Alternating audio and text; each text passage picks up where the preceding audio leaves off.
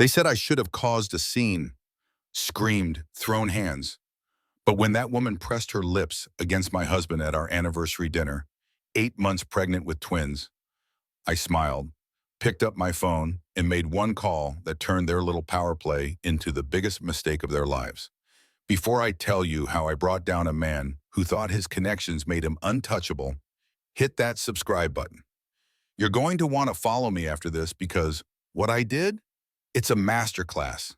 Now let me take you back to the night my whole world shifted. My name is Nina Winters, and I used to believe in fairy tales. Not the princess kind, I'm too practical for that, but the kind where hard work, loyalty, and love that actually means something. Where building a life with someone is sacred. Where vows aren't just pretty words you say in front of people eating overpriced chicken. I was 34, 8 months pregnant with twin girls, and sitting across from my husband Cristiano at Bellecour, this ridiculously expensive French restaurant where our story began 7 years ago. He proposed to me there, same table. Actually, I remember thinking it was romantic that he'd booked the same spot for our anniversary. Looking back, the man just lacked imagination. I should have known something was wrong. For months, Cristiano had been different, distant, always on his phone, coming home late, smelling like perfume that definitely wasn't mine. Sometimes Enzo or Marco would be waiting outside, engines running, conversations ending the moment I appeared. My best friend Relly kept telling me to pay attention, but I kept making excuses. He's stressed about the operations. He's nervous about becoming a father. He's adjusting to the idea of twins. I had an excuse for everything because admitting the truth meant admitting I'd been a fool. That night, I wore a burgundy maternity dress that cost more than it should have but made me feel beautiful despite looking like I'd swallowed a beach ball. Cristiano barely looked at me. He was checking his watch, glancing at the door, his leg bouncing under the table like he was expecting someone. And he was. She walked in like she owned the place. Whitney Prescott, tall, thin, blonde, everything I'm not, which I'm sure was part of the appeal. She worked at Valente Operations, or so I'd been told the one time he mentioned her. Just a colleague, he'd said. Nobody important. Funny how the nobody important people always turn out to be the most important ones in the story. Whitney walked straight to our table, didn't hesitate, didn't ask permission. She leaned down, grabbed Cristiano by his face, and kissed him. Not a peck, not an accident, a full, intentional, this is my man kiss right there in front of me, in front of the entire restaurant, in front of God and everybody. The room went silent. You know that moment in movies where everything stops and all you can hear is your own heartbeat? It's real. I could hear mine pounding in my ears, feel my daughters moving in my belly like they knew their mama's world was crumbling. Cristiano froze. He didn't push her away immediately, and that hesitation told me everything I needed to know. When he finally did step back, his face wasn't shocked or angry. It was caught, guilty, terrified. I didn't scream, didn't cry, didn't throw my water in her face, though I definitely thought about it. Instead, I looked at Cristiano and asked one simple question. How long? He couldn't even answer me, just sat there with his mouth opening and closing like a fish out of water. So Whitney answered for him, perching herself on the edge of our table like she belonged there. 18 months, she said, smiling. Actually smiling. And before you make a scene, you should know he was leaving you anyway. I'm just speeding up the process. 18 months. I did the math in my head. That meant he was sleeping with her when we found out I was pregnant, when we picked out names for our daughters, when we toured preschools and argued about whether to do a nursery theme or keep it neutral. He was building a whole other life while I was building our family. But Whitney wasn't done. Oh, and I'm pregnant too, she announced, patting her flat stomach. 3 months. Cristiano and I are going to be a real family. You're just practice. Cristiano finally found his voice. Nina, let you what? I asked, calmly, too calmly. Explain how you've been planning to divorce me after I give birth because it's easier to get custody when I'm postpartum and unstable. Because, baby, I read your emails. I've known for weeks. His face went pale. Whitney's smile faltered, and that's when I stood up. Well, hoisted myself up as much as a woman carrying twins can, and excused myself to the restroom. In that bathroom, with its fancy marble counters and soft lighting, I made 3 phone calls. First to Glenn Morrison, my lawyer. The one I'd kept on retainer, not because I expected this, but because my grandmother taught me to always have your own legal protection. Glenn, I said, it's time. Execute everything we discussed. Second call was to Patricia Yang, my accountant. Patricia, freeze the accounts, all of them, and start the audit. Third call was to Rel. Bring the boxes. Bring everything. It's happening tonight. Then I washed my hands, reapplied my lipstick, and walked back to that table with my head high. Cristiano and Whitney were arguing in whispers, probably trying to figure out what I meant about reading his emails. I sat down, picked up my menu, and said, since we're here, I'm ordering dessert. The chocolate souffle takes 20 minutes, and I want to make sure I'm still here when the real show starts. Let me back up and tell you how I got to this moment. Because this didn't happen overnight. Cristiano and I met 10 years ago. He was a junior analyst with big dreams and no money. I was building my interior design business from scratch. We fell in love over cheap wine and even cheaper takeout. He said I was his inspiration, his reason to work harder. I believed him. When he got into business school, I paid his tuition, used my entire inheritance from my grandmother, $200,000 that was supposed to be my safety net. Investment in our future, he said. Our future. Not his future, ours. When he started Valente operations, I gave him another $50,000 to get it off the ground. Introduced him to my clients, opened doors he couldn't open himself. Everything Cristiano built, we built together. Or so I thought. 3 years ago, when we bought our dream house, I designed every inch of it, spent months creating the perfect space. But Cristiano insisted we put everything in his name. Trust me, he said, easier this way. I trusted him. I signed papers without reading them closely because you don't expect the person you love to be setting up your destruction. But here's what Cristiano didn't know about me. I kept receipts, every single one, every bank transfer, every check, every contribution to his business ventures. I had emails documenting my role in his success. I had witnesses who could testify that his major deals came through my connections. My grandmother didn't just leave me money, she left me wisdom. Never let a man make you financially invisible, she told me. Always keep proof of what you built. Sitting at that table, watching Whitney preen and Cristiano sweat, I knew they thought they'd won. They thought I was just some pregnant woman who'd fall apart and make their lives easier. They had no idea what was coming. The next morning, I woke up early, made Cristiano his favorite breakfast, blueberry pancakes with real maple syrup, kissed him goodbye like nothing had happened. He looked confused, relieved, maybe a little suspicious. We good? He asked. I smiled. We're perfect, baby. Have a good day. The second his car pulled out of the driveway, my team arrived. Glenn brought his associates. Patricia brought forensic accountants. Relly brought moving boxes. We had 8 hours before Cristiano came home, and we were going to use every single minute. Turns out that prenup Cristiano was so confident about, never properly notarized. The witness signatures were forged, probably by Whitney, based on the handwriting analysis. That meant the prenup was invalid. Everything we acquired during our marriage was community property.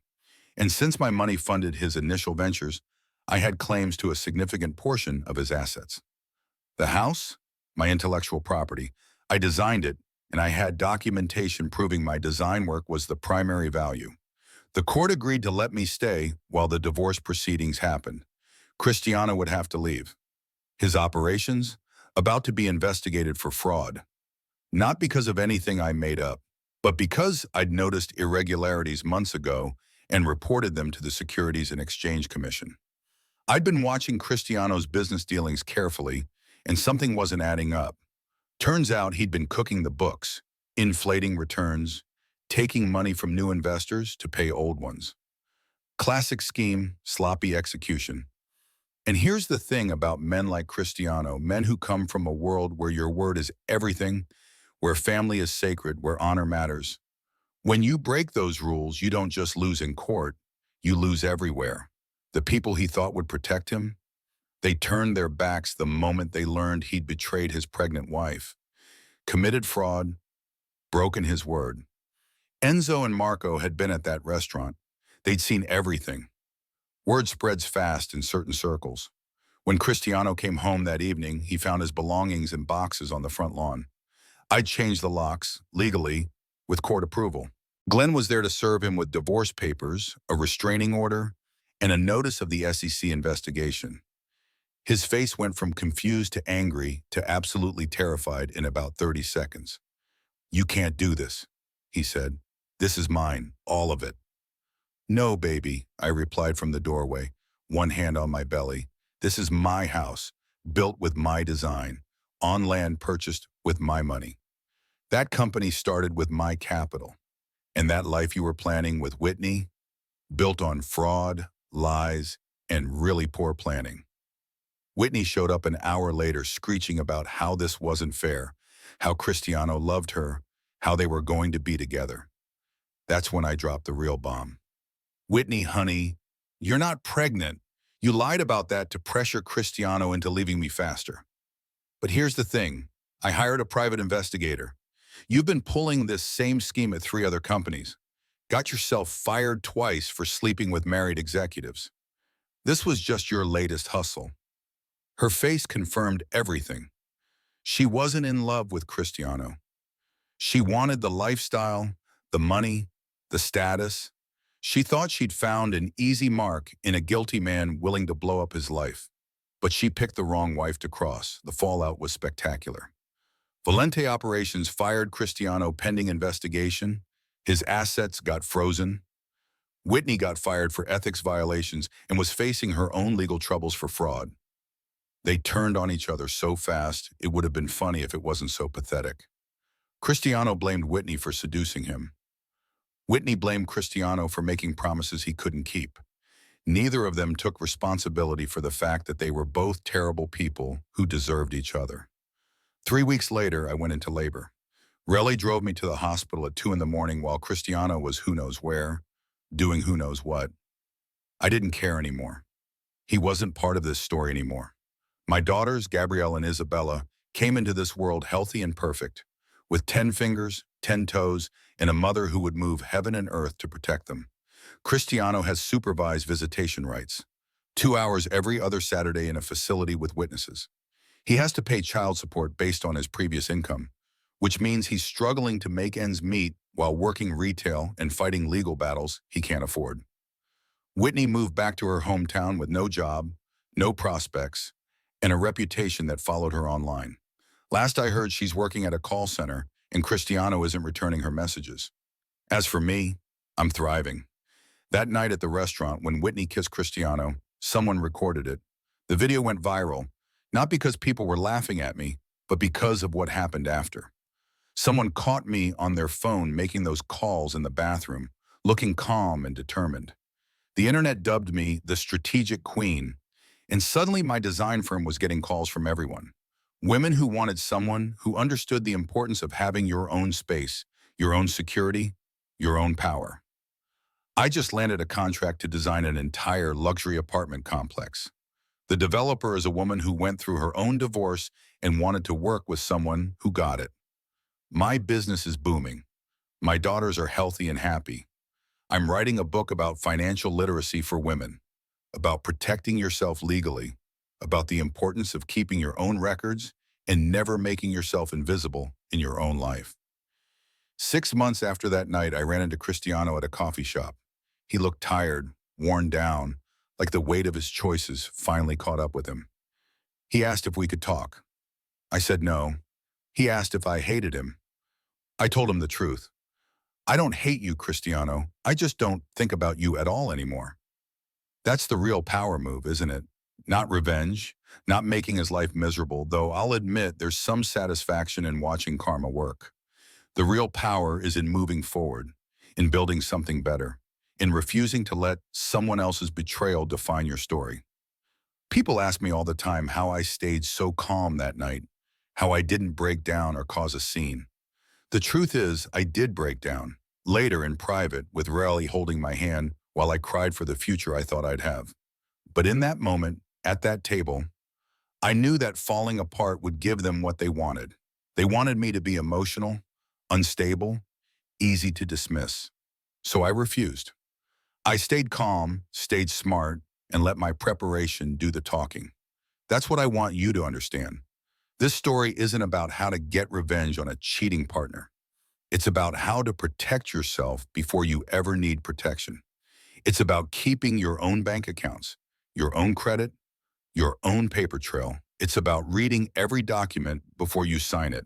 It's about trusting your instincts when something feels off instead of making excuses. Most importantly, it's about knowing your worth. Whitney thought she won by stealing a man who wasn't worth keeping. Cristiano thought he was smart enough to erase my contributions and start fresh. They both learned the hard way that underestimating a woman who's been paying attention is the biggest mistake you can make. My daughters will grow up knowing their mother didn't fall apart when life got hard. They'll know she stood up, fought back, and built something better from the ashes. They'll know that being smart is better than being loud, that patience is more powerful than revenge, and that sometimes the best thing you can do is smile, make a phone call, and let the consequences do the rest. If this story taught you anything, it's this: protect yourself, keep your receipts, and never let anyone make you feel crazy for paying attention.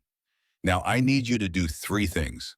First, subscribe so you never miss how I handle the custody trial next.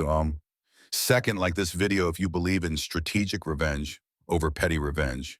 And third, comment below what you would have done in my situation.